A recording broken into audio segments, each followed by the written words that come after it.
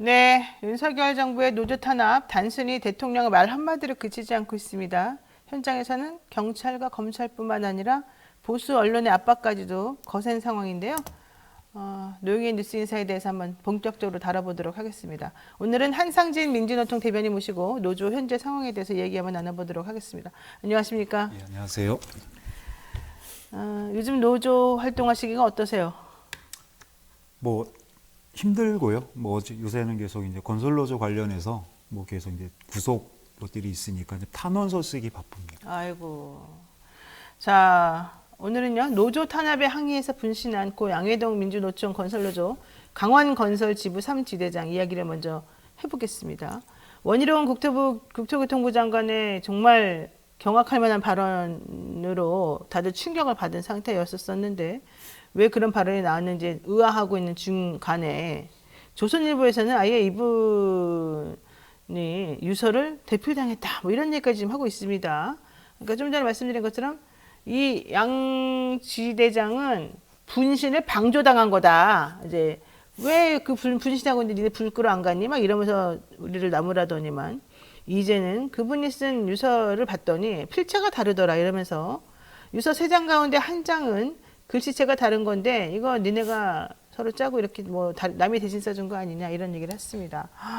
이거 너무 모욕적일 것도 같은데 자 이런 주장에 대해서 어떻게 생각하십니까? 뭐 일구의 가치도 없다. 일부의 가치도 없다. 말씀을 드리겠고요. 뭐 개인적으로 말씀드리면 이제 80년대 막차탄 학번인데 뭐 제 또래나 아니면 제 위에 선배님들은 최초의 이 보도 보시면서 딱 91년도를 연상들을 많이 하셨다고 해요. 그 당시 이제 노태우 정권 이제 공안 통치에 한 거에서 뭐 분신 정국, 열사 정국 그것을 일거에 방패시켰던 게 이제 흔히 이야기하는 유서 대필 사건이었지 않습니까? 32년 전 예, 검찰의 유서 그거를 대필 작전. 뭐 연상들을 하셨는데 그 유서 대필 사건의 진실이 밝혀지는데 24년 걸렸거든요. 근데 이번 조선일보에서 시작한 이 보도, 그렇게 하고 뭐 원혜룡 장관이라든가 막 받아서 옮기는데 이거 진실 밝혀지는 데는 그렇게 오랜 시간 걸리지 않는다. 단언적으로 말씀드리건데 오늘 안에 결론 납니다. 아 그래요? 네. 자 우선 이 얘기를 간단히 말씀을 드리게 되면 영장 실질 심사를 앞두고 양희동 씨가 분신 사망하셨습니다. 근데 그분이 남긴 유서가 4장이라고 우리가 이제 알려져 있었었는데 어쨌든 가족에게 1장 그리고 건설노조와 야당 앞으로 각각 1장씩 그러니까 이제 이 3장인데 요 3장은 분신에 앞서서 미리 써뒀고 밀봉한 상태였다. 근데 이제 그거 말고 마지막 유서 1장이 또 있었다는 거예요. 이 마지막 유서 1장까지 합쳐서 모두 4장으로 얘기가 됐고 바로 이 마지막 유서 1장이 분신 당일 자신의 승용차 안에서 쓴 것으로 좀 추정이 된다. 그러니까 좀 급한 격분한 마음에서 아마 썼을 것으로 좀 보이는데 이것이 바로 글씨체가 누가 보더라도 다르지 않겠느냐. 혹시 글씨체 좀 비교해 볼 수 있으면 화면에 보여주시면 좋겠는데요. 없으면 뭐 어쩔 수 없습니다만. 자, 그래서 지금 이 조선일보 이쪽에서는 야, 이것도 유서 대표라고 지네끼리 일부러 국민들을 자극하려고 만들어낸 거다. 주작이다. 지금 이 얘기를 하고 있습니다. 지금 저 글씨체 혹시 알아보셔요? 예. 저 글씨체가 우리 돌아가신 우리 지대장님의 글씨체입니까? 그러니까 저 부분은 제가 따로 말씀드릴 건 없을 것 같고요. 아까 말씀하신 대로 미리 작성한 유서와 급하게 그 당일날 차 안에서 감정이 좀 격해 계시겠죠. 사람은 뭐 글씨체가 달라질 수 있습니다. 그럼에도 불구하고 지문과 같아서 이거는 검증할 수 있거든요. 그럼 예를 들어서 조선일보가 이거를 기사에 내려고 했으면 기사의 개인적인 소견이나 이게 아니라 정확하게 절차를 거쳤으면 이런 식의 왜곡 보도, 조작 보도 나오지 않는다.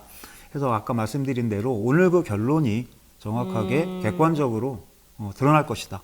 라고 하는 자세하게는 말씀 못 드리겠지만 말씀드리겠습니다. 자, 지난 5월 4일에 민노총이 공개한 유서가 있습니다. 이날 그 처음에 5월 4일날 공개된 유서에는 이 양 지대장의 글씨체가 아주 꼿꼿하고 반듯하게 아마 시간을 조금 들여서 정성스럽게 쓴 것으로 보이죠. 존경하고 사랑하는 동지 여러분, 저는 자랑스러운 민주노총 강원건설 지부 3지대장입니다. 동지분들은 힘들고 가열찬 투쟁을 하시는 데 저는 편한 선택을 한 것 같습니다. 하지만 항상 동지분들 옆에서 힘찬 팔뚝질과 강한 투쟁의 목소리를 높이겠습니다. 꼭 승리하여야만 합니다. 윤석열의 검찰 독재 정치, 노동자를 자기 앞길에 걸림돌로 생각하는 못된 놈. 꼭 퇴진시키고 노동자가 주인이 되는 세상을 꼭 만들어주세요. 동지 여러분 사랑합니다. 투쟁 이렇게 썼습니다.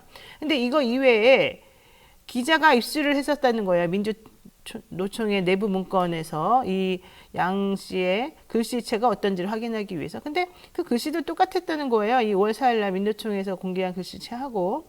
그리고 이 유서는, 그러니까 이 기자가 입수한 이 유서는 5월 10일 날 민노총 건설노조 임시중앙위원회 회의 자료에도 나오는 것이어서 이제 이거는 뭐 다 사실인 것으로 보이는데, 문제는 그 다음이었습니다. 지난 12일 날 민노총이 또 하나의 유서를 공개했는데 그 글씨체가 앞서 두 개의 유서하고는 확연히 달리 보였다. 이런 얘기였습니다. 존경하는 동지 여러분, 제가 오늘 분신을 하게 된 건 죄 없이 정당하게 노조 활동을 했는데 집시법 위반도 아니고 업무방해 및 공갈이랍니다. 제 자존심이 허락되지가 않습니다. 힘들게 끈질기게 투쟁하며 싸워서 쟁취하여야 하는데 혼자 편한 선택을 한지 모르겠습니다.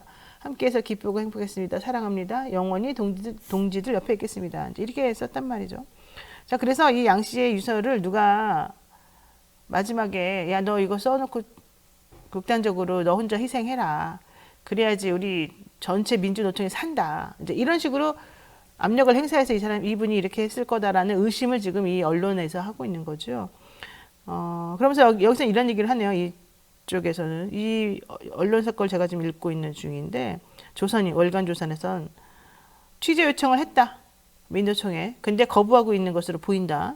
건설노조는 본지 보도 당일 언론에 성명을 내고 조선이 근거로 삼은 영상은 건설노조에서 양해동 열사의 추모 영상을 만드는 과정에서 연출한 장면이라며 해당 연출 장면에 대해 필체가 다르다면서 위조나 대필이 의심된다고 지졌다고 반박했다. 영상을 본 사람이라면 누구나 연출된 것을 알 수 있는데도 악의적 왜곡으로 또다시 선동에 나서고 있는 거다. 뭐 어쩌고. 아휴, 참. 이렇게 돌아가신 분에 대해서 마지막까지 모욕을 하고 있다. 이런 얘기 지금 하고 있는데요. 자, 조선일보랑 그래서 이런 월간조선 보도에 대해서 노조처 안에서도 지금 대응을 하고 있습니까?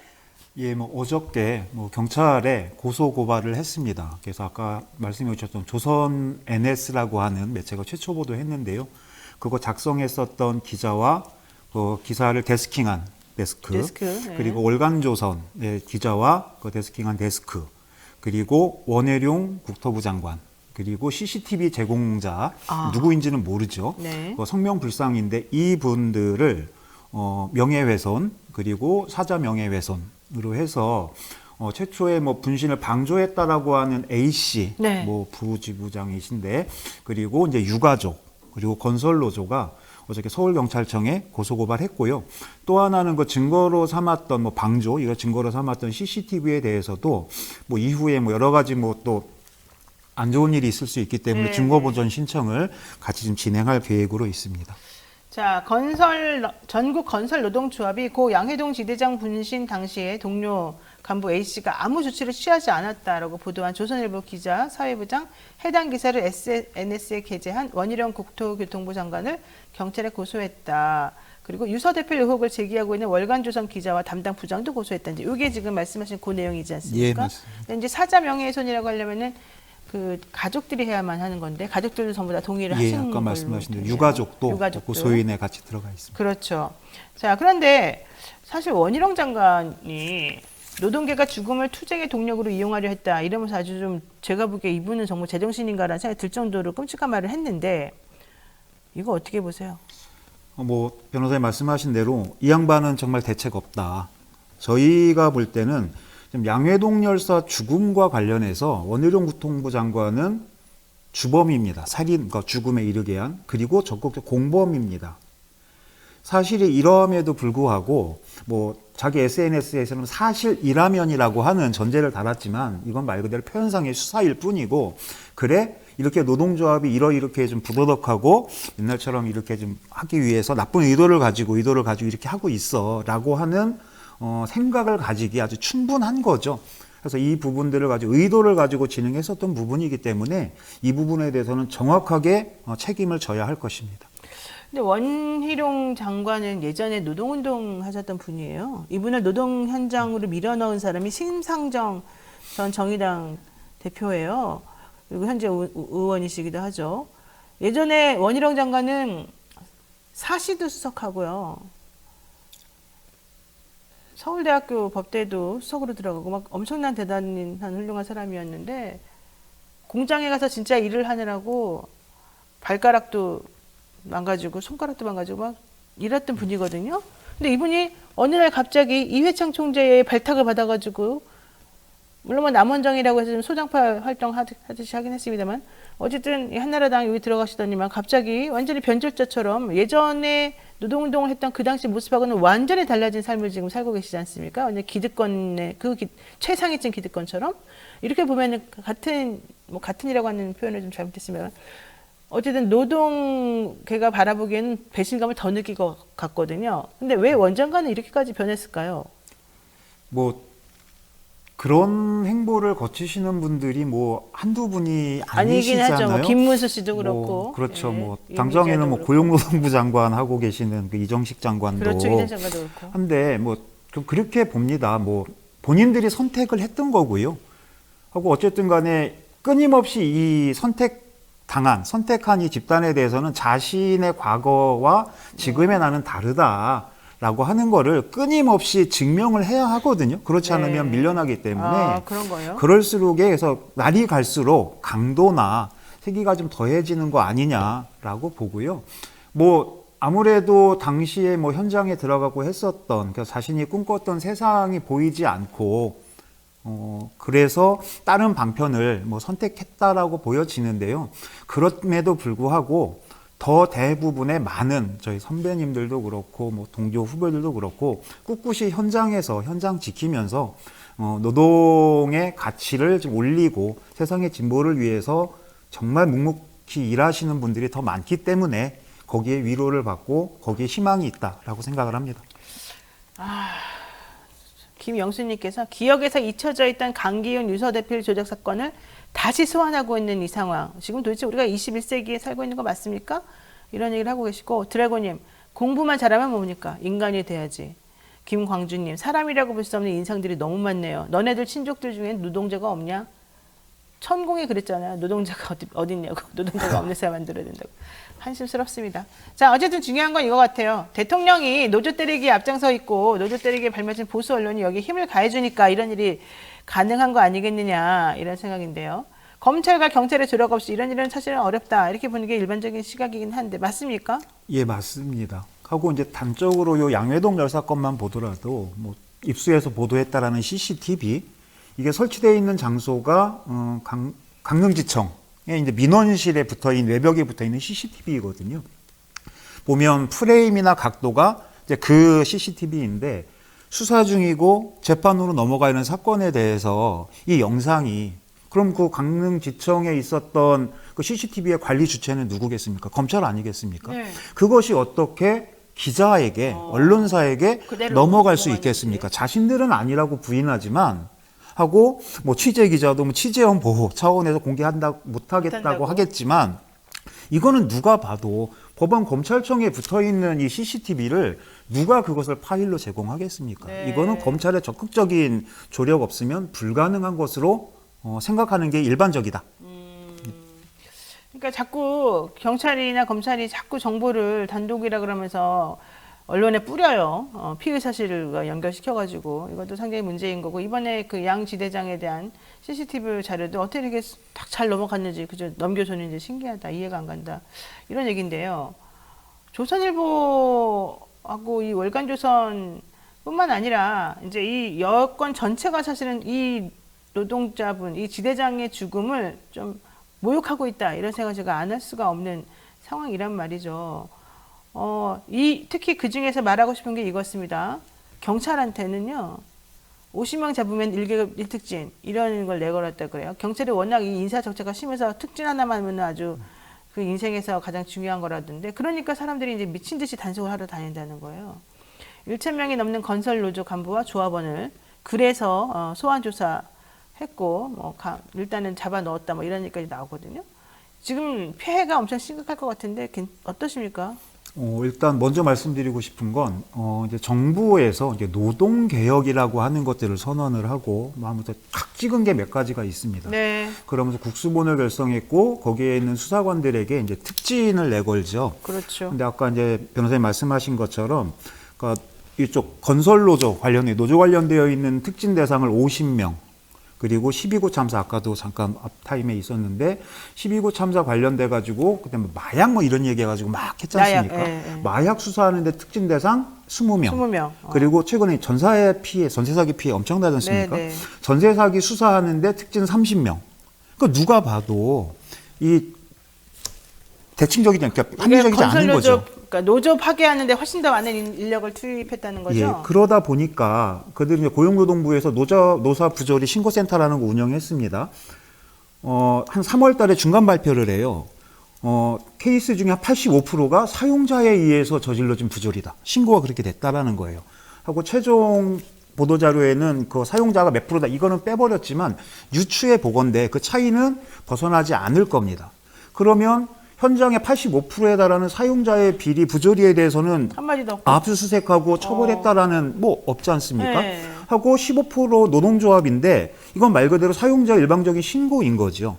또 그 중에 이제 결과에 보면 뭐 유령 뭐 노동조합들도 많습니다. 그런 데서 저질러진 것들하고 마치 똑같은 것처럼 해서 포장을 하니까 결국은 이렇게 되면 모든 탄압들이 그래야 정말로 노동조합에 문제가 있네, 건설노조에 문제가 있어, 이렇게 양상에 들어오는 겁니다. 네. 그러다 보니 압수수색이 16번, 거기에 지금 현재 구속자가 16명, 거기에 소환 대상자가 1027명입니다. 어제까지. 와, 맞네요. 혹시 대변인님도 좀 걸려 있는 거 아니에요?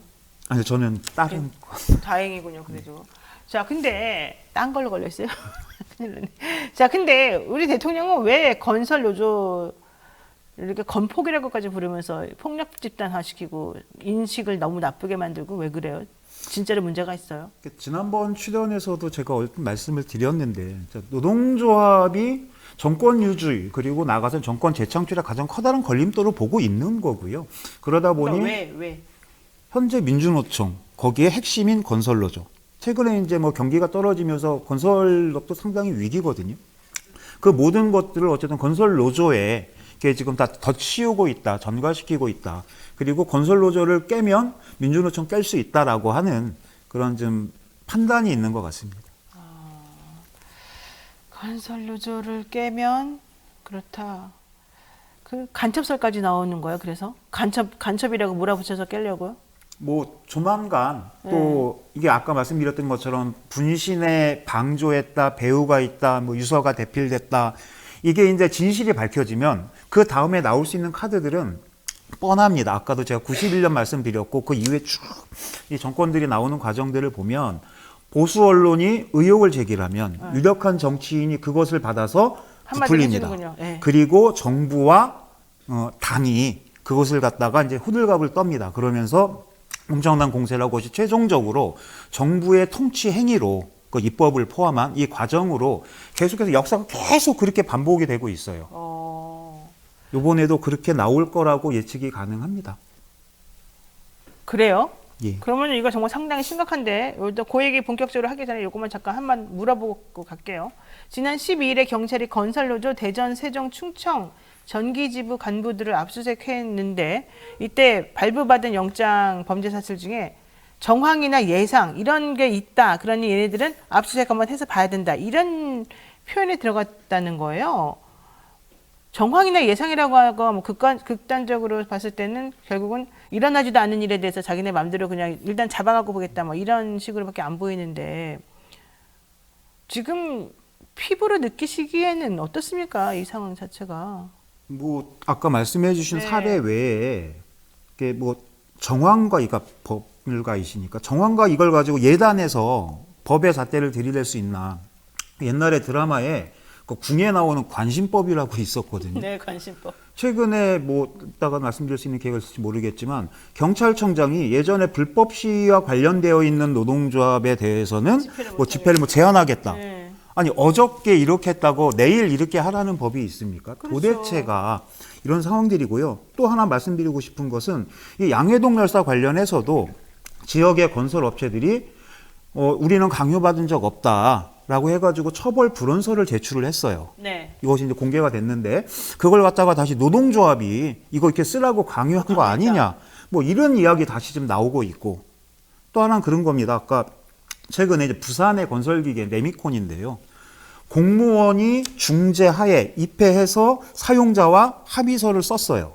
근데 이걸 갖다가 강요라고 합니다. 갈취라고 하고 그렇게 되면 거기에 참석했었던 공무원은 뭐가 되는 거예요? 강요와 갈취의 공범이 되는 거잖아요. 네. 지금 이렇게 무리하게 지금 수사가 들어오고 있고 압박이 들어오고 있고 이러다 보니 이것에 견디지 못해서 결국 양효동 여사가 죽음에 이르렀다. 양효동 여사는 그렇게 정말 억울함을 표현을 했 거고 많은 분들도 견디다 못해가지고 그냥 나 민노총 안 할란다 이러기도 하고 이럴 수 있겠군요. 그러니까 결과적으로는 우리를 범죄자로 보는군요. 그렇죠. 아까 뭐 관심법 얘기했는데 거기 보면 궁예가 그러거든요. 마군이라고 자기의 반대하면 다 마군이 해서 이렇게 쳐서 이렇게 처단하지 않습니까? 윤석열 대통령이나 이 집단들이 볼 때는 민주노총, 건설노조는 그냥 악마인 거예요. 그렇게 몰아가고 싶은 겁니다. 그러면 민주노총 노조원들이나 뭐 한국노총이나 어쨌든 노동자들도 우리 민주노총을 그렇게 봅니까? 아니요, 저희는 아시는 것처럼 노동조합을 경험했었던 사람과 그렇지 않은 사람은 다시 과거로 돌아갈 수 없다라고 이야기를 합니다. 건설 현장도 마찬가지입니다. 건설 현장에 노동조합이 들어가기 전에는 정말 이런 얘기 그렇지만 화장실도 제대로 없었어요. 지금 뭐 중대재해 과반수 이상이 지금 노동 현장에서 건설 현장에서 벌어지는데 네. 노동조합이 없으면 사용자가 기본으로 해야 될 안전의무 조치 하지 않습니다. 노동조합이 들어가서 이것들을 요구하고 따내고 하는 거거든요. 예전에 뭐 비하 발언으로 노가다라고 했는데 새벽에 별 보고 출근해서 밤에 달 보고 퇴근해요. 그것을 없앴습니다. 불법 파도금을 근절하자고 해서 단협을 체결하고 그것의 조합원들을 고용하고 그런 일자리가 안정이 되고 노동 조건이 좋아지고 이것이 노동조합의 역할이었고 건설노조가 그것을 충실하게 수행을 해왔는데 노동조합이 있던 시절 이제 없던 시절로 되돌아가라? 절대 할 수 없습니다. 그러니까 어쨌든 그런 조합이 있어야지 단체로 힘을 받아서 목소리를 내고 그런 목소리 때문에 최소한의 인간적인 대우를 받을 수 있는 환경이 만들어지는 거잖아요. 예, 맞습니다. 그런데 그렇게 만들어지는 과정이 폭력적이고 이 사람들이 나쁘게 우리를 압력을 행사해서 우리로 하여금 어쩔 수 없이 이런 걸 해주게 만든다라는 게 정부의 입장 아니에요? 예, 이제 그것은 정부의 일방적인 주장이고요. 그래서 아까 말씀드렸던 사측도 그렇게 대로 생각해요? 예, 사측도 그러니까 그러는 겁니다. 정부의 그러니까 아까 말 단체 협약이라는 게 있는데 건설업종은 약간 일반 업종하고 달라요. 거기는 일용직이지 않습니까? 높게 텀이 짧습니다. 그렇죠. 그러다 보니 2년 주기로 건설협회 내지는 이제 전문 업체하고 단체 협약을 맺고 지역의 업종들과 거기 협상에 참여했었던 업체들이 현장을 열면 지난번에 단체 협약했던 대로 조합원들 뭐 고용하고 하고 여기에 보장되어 있는 뭐 전임자의 활동 보장이라든가 이것들을 요구를 합니다. 그럼 이제 이것들이 근데 사용자들은 이게 자신들의 이익하고 직결이 되기 때문에 바로바로 안 해요. 그러다 보니 현장 앞에서 뭐 집회도 하고 뭐 노래도 부르고 구호도 외치는 겁니다. 이것이 강요가 되는 거예요. 근데 이것은 헌법에 보장되어 있는 교섭과 단체 행동권에 대한 발현이거든요. 그렇죠. 이것을 불법으로 몰아붙이면 세상에 불법될 거는, 그러니까 합법이 될 거는 전혀 없습니다. 이것을 윤석열 정부가 등장하면서 사용자들이 날개를 다른 거죠. 아까 얘기했던 대로 85%의 부조리는 사용자들에 의해서 저지르고 있는데 이들은 처벌받지 않습니다. 언론에 공개도 되지 않습니다. 이러다 보니 이제 단체 협약 맺었던 거 그래 내가 뭐 심리적으로 부담돼서 밀려서 강압에 밀려 산 것 같아 라고 신고하면 그걸 갖다가 막 몰아붙이는 거죠. 그렇게 했으니 오죽했으면 공무원이 입회해서 작성했던 합의서마저도 이게 지금 강요라고 이야기를 하면서 지금 구속되게 생겨서 그래서 또 탄원서 작성하고 왔습니다. 그러니까 그 양회동 지대장이 그래서 격분하고 못 참고 못 견딘 부분이 그런 거잖아요. 내가 단체 간부로서 내가 우리 이 노조원들을 위해서 당연히 요구할 기본적인 사항에 대해서 요구를 했고 그걸 상대방이 해준 것에 대해서 마치 내가 위력을 행사해서 강요해서 한 것처럼 나를 공갈 협박범으로 만들었다. 아니 이 노조 활동하면서 결과적으로 탄압받았던 사람들에 대해서 다시 원위시켜달라고 하는 건 너무 당연한 건데 그 요구를 했다고 해서 나를 공갈범으로 만들었다. 먼저 이런 식인 거잖아요. 말하자면. 그러면은 분노의 게이지가 우리가 생각할 수 있는 수준을 훨씬 넘어서는 것 같은데 그럼에도 불구하고 잘 참고 계시네요. 제가 봤을 때는 오히려 생각했던 것보다.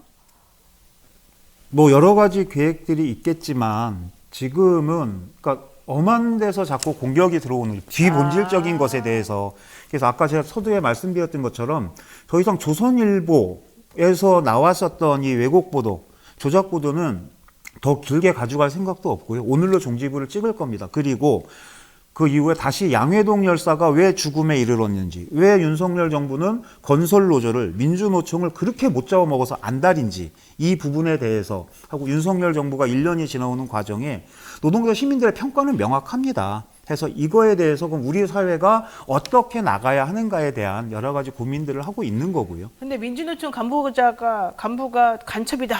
지령을 그렇게 오랫동안 받아가지고 밑에서 암암리에 활동해 왔다. 이렇게 얘기하는 건 뭡니까? 정말로 그랬습니까?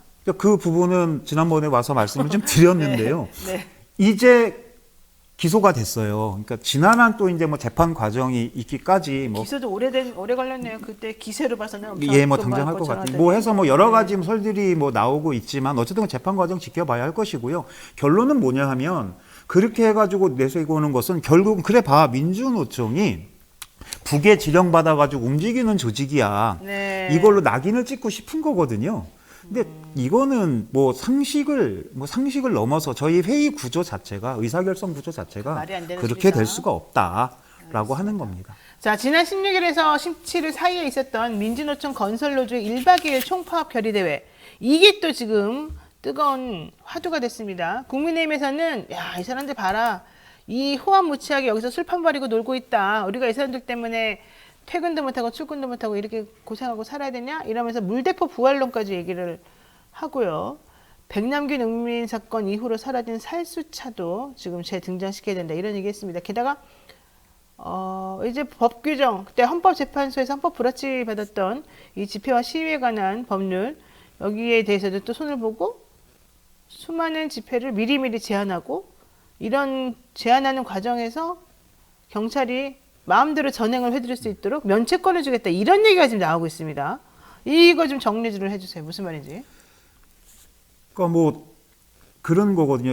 1박 2일 동안 건설노조 조합원들이 상경해가지고 시민들에게 민폐를 끼쳤어. 이 도로를 점검하고 술 먹고 난장판에 버렸지 쓰레기가 얼마나 많이 나왔는지 알아? 뭐 이랬죠. 예, 막 그럼.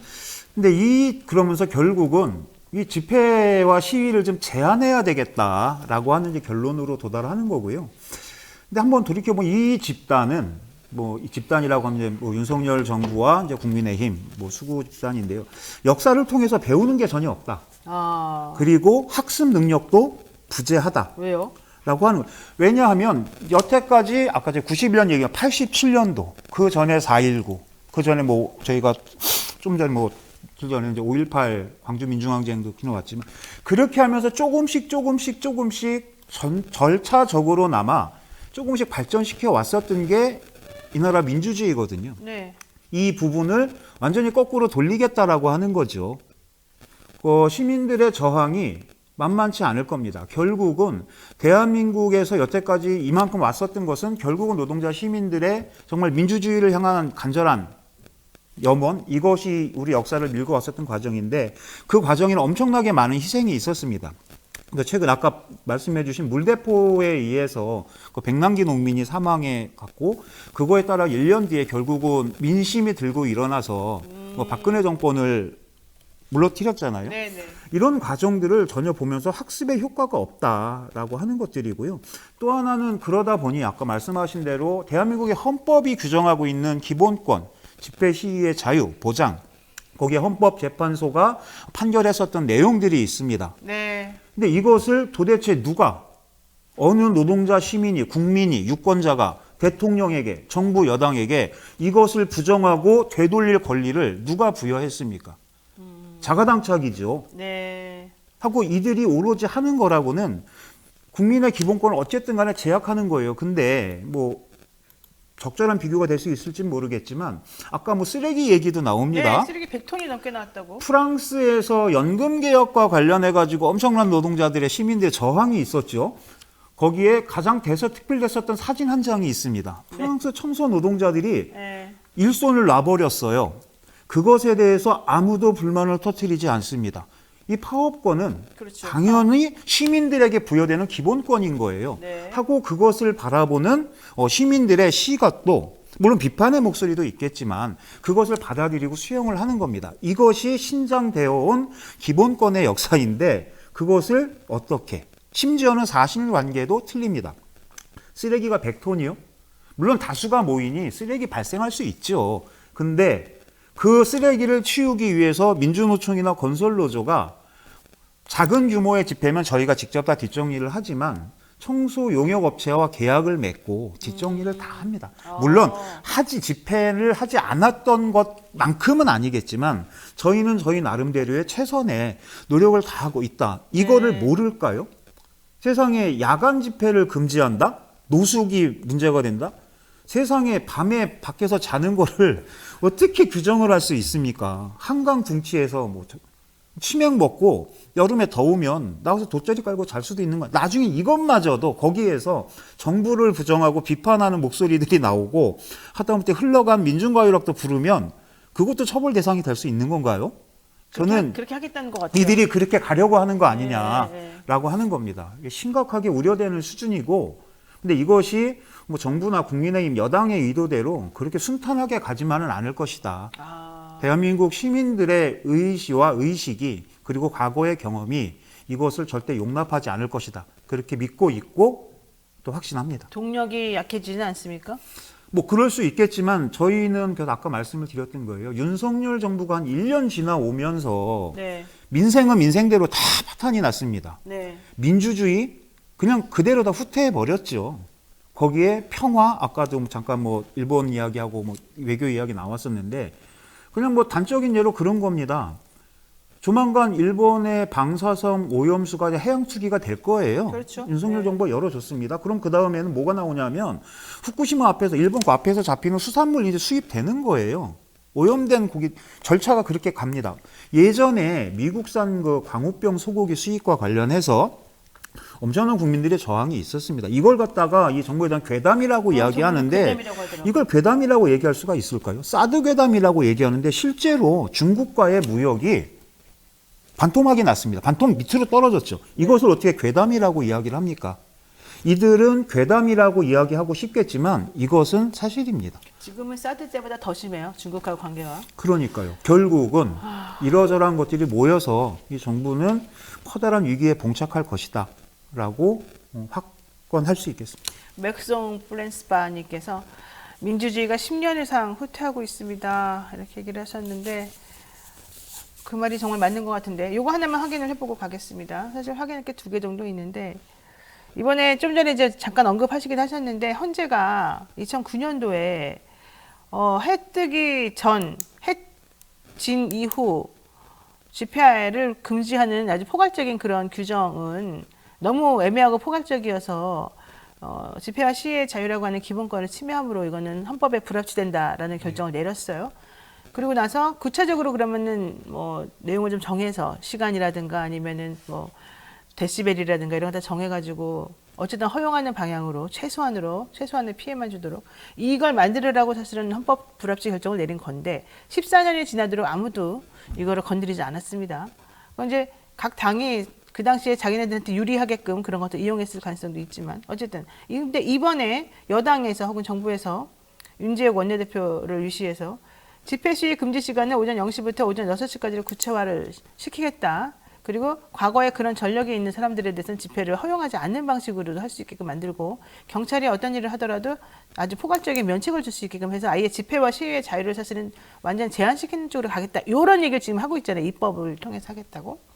그러면서 소음도 규제시킬 예정이다. 특히 건설 노조는 노상방뇨와 음주, 노숙 등의 행위를 하면서 여기에 대해서 경찰이 제지하면은 따르도록 무조건 하겠다.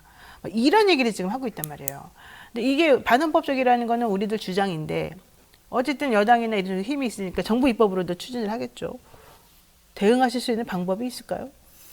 뭐 정말 의지를 가지고 추진을 한다면 뭐 여러 가지 뭐 방법이 있겠지만 이게 법 개정 사항이잖아요. 그래서 어저께 뭐 원내 다수당에서는 뭐 일고의 가치도 없다 이런 표현 하시긴 하셨는데 그러다 보니 법 개정으로 안 가고 뭐 시행령으로. 그러니까 야당은 그렇다 치더라도 정부 입법을 해버리면 어떻게 되는 거예요? 거예요? 그런 맞아. 가능성이 있는데 뭐 결국 이것은 저희가 뭐 원내에서 이것을 막고 이 문제가 아니라 부분적으로는 지금 한 발 뒤로 밀릴 수는 있을지언정 저희가 네. 물러서는 게 아니라 밀릴 수는 있을지언정 네. 아까 말씀드렸던 것처럼 이것들을 용인할 수 있는 시대 정신이 아니다라고 하는 부분이고 그래서 노동자 시민들의 믿으시는군요. 힘을 믿고 네. 물론 거기에는 아까 뭐 정부 여당에서 이야기하는 것들 중에 뭐 수긍이 가지 않는 것도 수긍이 가는 것도 일부 있습니다만 이것은 뭐 견월망지라고 가리키면 달을 봐야지 이게 손가락을 끝을 보면서는 절대로 문제 해결할 수 없다라고 하는 부분이고요.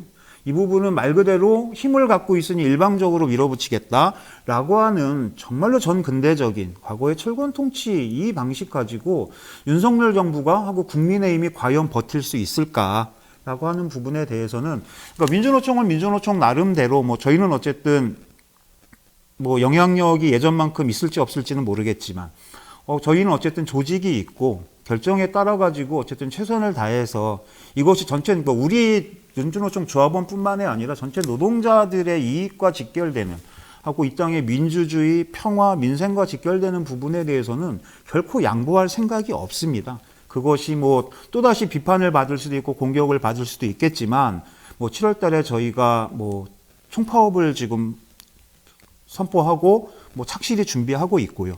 또 이렇게 윤석열 1년 맞이하면서 뭐 여러 이렇게 비판과 뭐 고통의 목소리들이 나오는데 이 부분들을 좀 모아서 뭐 시민사회 언론들 하고 제발 민중진영들과 함께 네. 뭐 광범위한 뭐 연대 조직도 만들어내고 또 하나는 뭐 내년에 뭐 총선도 있고 다양하게 해서 뭐 저희들의 목소리, 노동자 시민의 목소리를 뭐 다양한 경로로 밖으로 표출하고 그것을 현실화시킬 수 있도록 뭐 좀 다양한 노력들을 좀 기울일 생각입니다. 마지막으로 물대포 다시 부활하겠다 이러거든요. 문정부에서 너무 안일하게 대처해가지고 물대포도 못 쏘게 하니까 사람들이 이렇게 함부로 하는 거다. 이런 얘기가 지금 정부에서 나오는 얘기입니다. 경찰이 특히 한 얘기잖아요. 윤혜근 씨.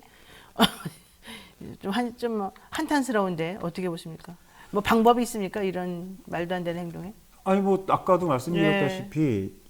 우리 시민들이 조직으로, 그것을 네. 용납하지 않을 것이다. 그리고 뭐 그런 이야기를 했던 거예요. 과거 이 정부가 정말 못하는 거는 공감 능력이 떨어지는 거고 그러다 보니 문제 해결 능력이 없으니까 자꾸 남 탓을 합니다. 네. 그것이 전 정부 탓이고 뭐 민주노총 탓이고 뭐하고 뭐 몇몇 언론들의 탓이고 그렇죠. 이 방송도 거기 포함이 될 것 같습니다만 또 아픈 현실을 이게 따지시. 노동자들 네. 민주노총 입장에서 볼 때는 뭐 정말 전 정부나 이 윤석열 정부나 별반 다를 게 없어요. 네. 역대 어느 정권도 노동자들 편에 서서 노동자들을 위한 정치를 뭐 본인들은 했다라고 이야기하겠지만 저희들은 네. 그걸 피부적으로 절감한 적이 없습니다.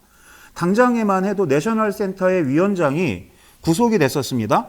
윤석열 정부가 아니라 문재인 정부 때였어요.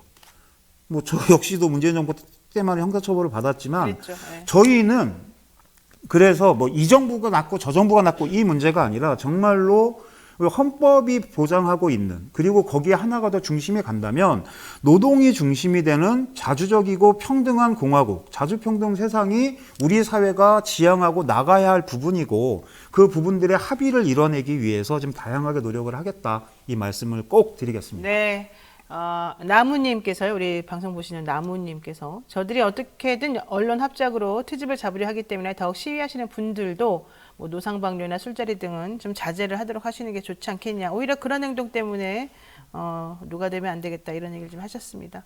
조금 상대방에 따라서 좀 세련되게 내지는 좀 이렇게 잘 봐가면서 해야 된다 뭐 이런 얘기인 것 같기도 한데 어쨌든 그럼에도 불구하고 대한민국은 살아있다. 대한민국은 앞으로 나아갈 것이다. 결국 노동자들이 모든 시민이다. 시민이 노동자 아니겠습니까? 맞습니다. 노동 안 하는 시민이 어디 있어요? 예. 그러니까 그런 의미에서 믿음을 갖고 계시다. 이렇게 제가 이해를 하겠습니다. 네, 오늘 여기까지 말씀드려야 될 것 같고요. 한상진 민주노총 대변인과 함께 이야기 나눴습니다. 오늘 말씀 고맙습니다. 고맙습니다.